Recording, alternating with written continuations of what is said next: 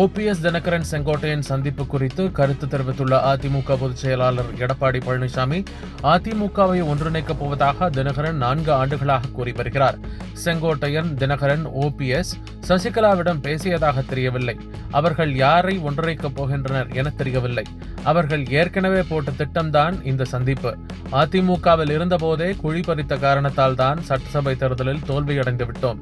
இப்படிப்பட்ட துரோகிகள் காரணமாக தான் 2021 ஆட்சிக்கு வர முடியவில்லை என கூறியுள்ளார். சசிகலாமா வரலையே, எனக்கு கேட்ட அளவுக்கு வரல.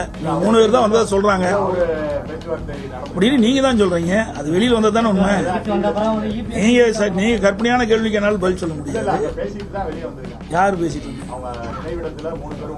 உள்ளாய் 3 பேரும் பேசியிருக்கிறாங்க. அவகிட்ட பேசினாங்களா? தவறான கேள்வி கேட்க வேண்டாம், உண்மையான கேள்வி கேளுங்க. இப்ப 3 பேர் செய்தியாளர் சந்திச்சுங்கிறீங்க. அது சந்திச்சிருக்கிறாங்க, நான் கேள்விப்பட்டேன். நான் பார்க்கல 3 பேர் சந்திச்சிருக்கிறாங்க. அது ஏற்கனவே போட திட்டம் தானே. இன்னைக்கு நேரத்தை போட்டாங்க. அதிமுகவில் இருக்கின்ற பொழுதே குழி பறிச்ச காரணத்தினால தான் நாங்கள் வெற்றி வாய்ப்பு இழந்துட்டோம்.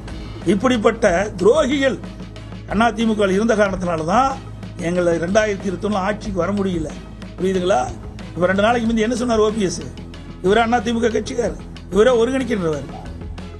உண்மையான அனைத்து இந்திய அண்ணா திராவிட முன்னேற்ற கழகத்தை மனசுல இருந்து இந்த வார்த்தை வராது. 2 நாளைக்கு முந்தி சொன்னார்ல, திமுக ஆட்சிக்கு வரும்னு சொன்னார். இவர் எப்படி போய் ஒன்றாக இணைய முடியும்? இதெல்லாம் திமுகவுடைய பிடிஎம்மா இருந்து செயல்படும். அதிமுகவில் பிரிந்த சக்திகள் ஒன்றிணையும் என்ற நம்பிக்கையில் இன்று ஒன்று கூடியுள்ளோம் என தேவர் நினைவிடத்தில் மரியாதை செலுத்திய ஓபிஎஸ், தினகரன், செங்கோட்டையன் கூட்டாக நிருபர்கள் சந்திப்பில் நேற்று தெரிவித்தனர்.